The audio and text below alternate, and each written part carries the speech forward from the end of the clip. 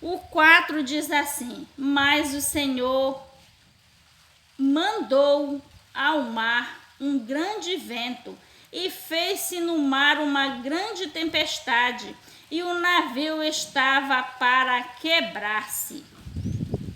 O 3 e o 4. Queridos, quando Jonas decidiu fugir da face do Senhor, ele sabia que aquela ideia não ia dar certo. Por que Jonas sabia? Porque ele conhecia Deus. Ele sabia muito bem do que Deus era capaz. Ele tentou fazer aquilo em vão. Mas por que Jonas fez? Porque, queridos, no fundo, Deus queria que Jonas fizesse aquilo para que Deus se manifestasse a nós através da sua palavra, através da experiência de Jonas. Aqui no versículo 3, vamos repetir, diz assim: e Jonas se levantou para fugir de diante da face do Senhor para Tarsis, e descendo a Jope achou um navio que ia para Tarsis, pagou, pois, a sua passagem e desceu para dentro dele para ir com ele para Tarsis, de diante da face do Senhor. Aí o 4, mas o Senhor mandou ao mar um grande vento e fez-se no mar uma grande tempestade, e o navio estava para quebrar-se. Então, queridos, o que nós vemos aqui no versículo 3? Jonas, ele agiu naturalmente. Ele disse: eu vou fugir da face do Senhor. Ao invés de eu ir para Nínive, eu vou para Tarsis. E assim ele fez. Desceu para Jope.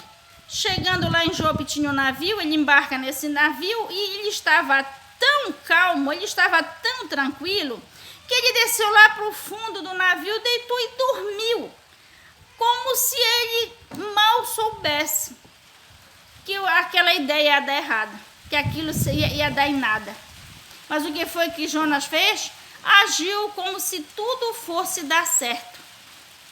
Entrou no navio, desceu lá para o fundo, deitou, foi dormir, que quando ele deu, o Senhor mandou um grande vento.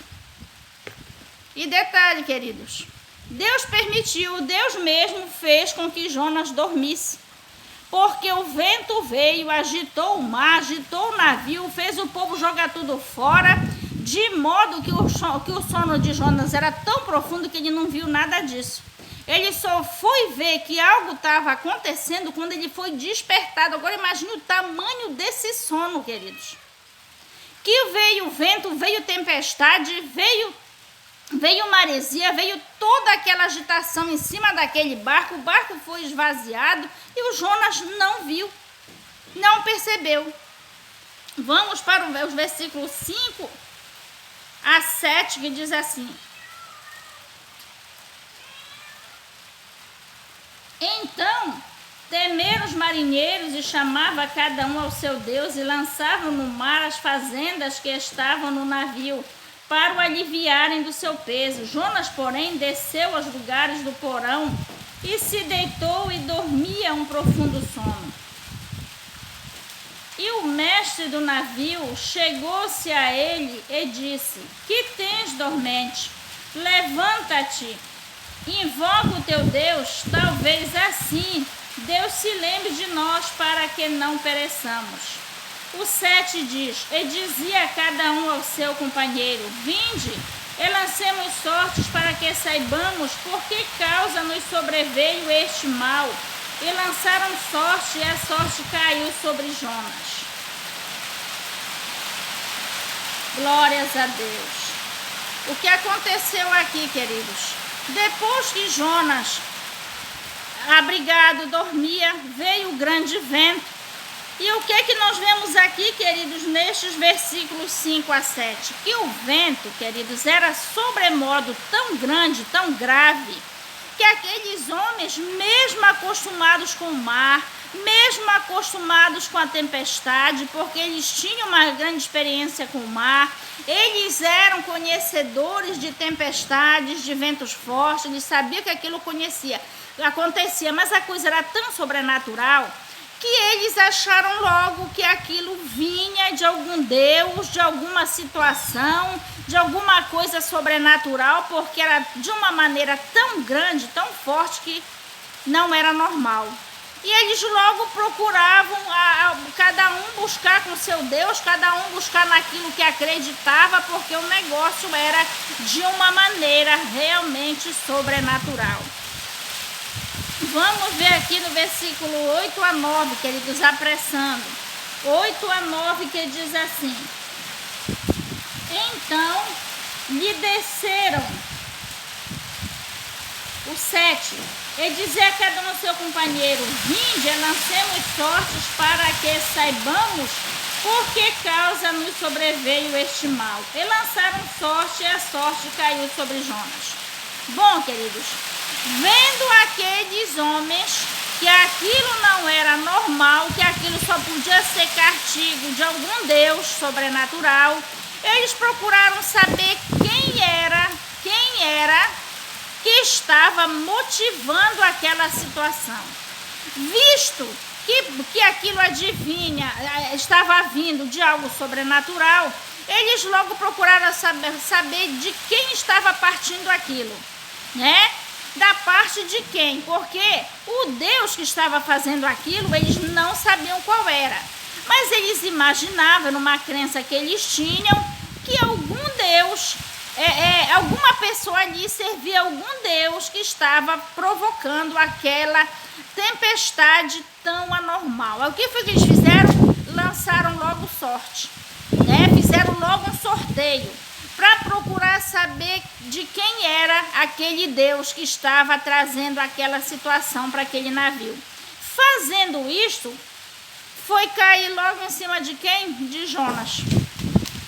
Começou por aí. Olha como é que Deus faz, queridos. Deus, queridos, é um Deus extremamente, como é a palavra que a gente diz? Detalhista. Deus, ele é detalhista. Olhe de que maneira ele foi fazendo para que aquela situação chegasse em Jonas, que nessa altura estava dormindo dentro do navio. Então, queridos, vamos para o versículo 8, que nós já lemos, vamos repetir. Aí o versículo 8 diz: então lhe disseram: declara-nos tu agora por que razão nos sobreveio este mal? Que ocupação é a tua e de onde vens? Qual é a tua terra e de que povo tu és? O 9.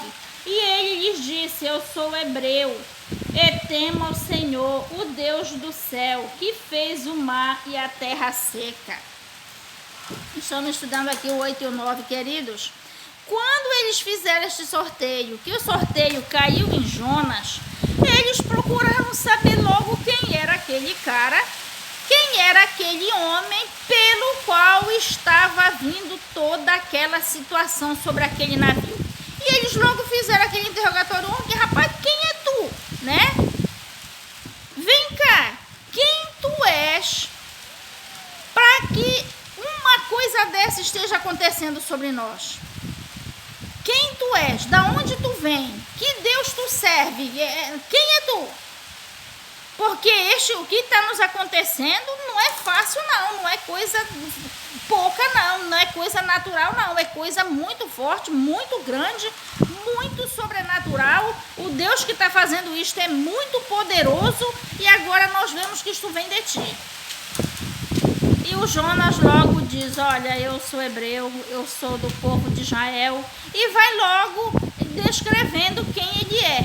E eu sirvo, e o Deus que eu sirvo, que está fazendo isso aqui, ele é o Deus que fez o céu, o mar, a terra seca e tudo que... Olha o poder que o Deus de Jonas tinha. Queridos, quando Jonas descreveu quem era o Deus dele e o que ele era capaz de fazer, aqueles homens ficaram muito com medo. E eles disseram: realmente, o Deus deste homem fez o mar, fez a terra, fez as estrelas, fez tudo que existe. Porque o que está acontecendo conosco é tão grande que não é qualquer um para fazer. E o que foi que aconteceu, queridos? eles ficaram com muito temor do Deus de Jonas. O versículo 9 diz assim: e ele lhes disse: eu sou hebreu e temo ao Senhor, o Deus do céu, que fez o mar e a terra seca. O 10. Vamos agora para o 10 e o 11. Diz assim: então os homens... O 10. Então os homens se encheram de grande temor e lhe disseram: por que fizeste tu isso? Pois sabiam os homens que fugia de diante do Senhor, porque ele lhe havia declarado. O 11 diz: e disseram-lhe: que te faremos nós para que o mar se acalme? Porque o mar se elevava e engrossava cada vez mais. Olha o que aconteceu aqui, queridos. Depois que Jonas disse para eles quem ele era, depois que Jonas falou para eles o Deus que ele servia e o poder que ele tinha, o que foi que os homens trataram de perguntar para Jonas? Bom, então já que tu conhece tanto este teu Deus, tu deve saber então da solução para isto. Já que tu conhece, tu sabe quem ele é e do que ele é capaz, então tu conhece a solução para esta situação, né? Então, queridos, por que Jonas falou isso? Porque realmente Jonas sabia da solução. Por quê? Porque Jonas conhecia quem era Deus e sabia do que ele era capaz e o que era necessário fazer para que aquela situação se resolvesse, né? Vamos adiante com versículos 12 e 13, que diz assim. Versículos 12 e 13. E ele lhes disse: levantai-me e lançai-me ao mar, e o mar se aquietará, porque eu sei que por minha causa vos sobreveio esta grande tempestade. O 13. Entretanto, os homens remavam, esforçando-se para alcançar a terra, mas não podiam, porquanto o mar se ia embravecendo cada vez mais contra eles. Preste atenção, queridos. Nesta situação aqui, Jonas, ele sabia quem era Deus, Jonas sabia do que Deus era capaz e foi pecar contra Deus, né? Jonas sabia que aquela rebeldia dele, aquela recusa de Jonas não ia ficar barato. Mas o que foi que Jonas fez? Ele cometeu estes erros a si mesmo. E detalhe, queridos, observe aqui, Jonas sabia qual era a solução. Devido Jonas saber que não tinha como fugir de Deus, que não tinha como fugir daquela situação, porque ele tinha certeza que aquilo estava vindo de Deus, qual era a única solução? Para tirar aquelas pessoas do navio do meio daquela história. Por quê? Porque aquelas pessoas, queridos, estavam recebendo castigo junto com Jonas. Aquelas pessoas estavam envolvidas naquela ação de Deus, de corrigir a Jonas junto com Jonas. Então, Jonas, conhecendo quem era Deus, sabendo qual era a solução, ele disse: olha, me levantem e me joguem no mar. Me joguem no mar, porque aí o mar se acalma, vocês são retirados do meio e só eu acerto essas contas com Deus, né? E o que foi que eles fizeram? Aqui, queridos, preste atenção, aqui no versículo de número 10, diz assim: então os homens se encheram de grande temor e lhe disseram: por que fizeste tu isto? Olha só o que diz aqui no versículo 10. Aqueles homens, queridos, eles ficaram, depois que eles souberam da boca de Jonas quem era Deus e o que ele havia feito, aqueles homens disseram: e por que tu fizeste isto, rapaz? tu sabendo quem era o teu Deus, tu sabendo do poder que ele tem, tu sabendo que ele não ia deixar de graça, que as coisas não iam ficar do jeito que tu queria, por que tu fizeste isto? Primeiro, tu te rebelaste contra Deus e segundo, tu coloca todo mundo no meio, né? Tu entra num navio e vem acontecer toda uma situação dessa. Por quê, queridos? Porque aqueles homens, eles vieram saber do próprio Jonas, do perigo que era se envolver com o Deus de Jonas. Foi como se eles dissessem, tu conheces o teu Deus, tu sabe quem ele é, do poder que ele tem, o que ele é capaz.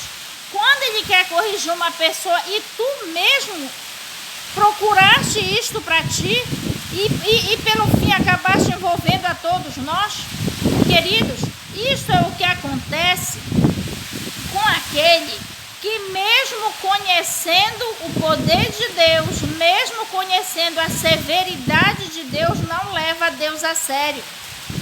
Ele não leva Deus a sério, ele começa a levar, servir a Deus como se Deus fosse um Deus morto. Um Deus que não toma atitude para cumprir aquilo que ele promete. Você já viu aquele crente que só acredita que Deus vai cumprir as promessas de bênçãos? É um perigo isso, queridos. O crente que acha que Deus vai cumprir, Deus prometeu, ele vai cumprir. Deus prometeu, ele vai cumprir. O que ele vai cumprir? As promessas de bênçãos que ele fez na minha vida. Mas nós devemos lembrar, queridos, que Deus ele tem o poder para cumprir muito mais do que as promessas de bênçãos que ele faz na sua vida. Se ele prometeu castigar, queridos, nós temos que atentar para as promessas de castigo que Deus tem colocado na palavra. E que Deus mesmo tem falado através dos seus profetas. Se Deus promete nos abençoar, ele também promete nos castigar se nós não obedecermos os seus mandamentos.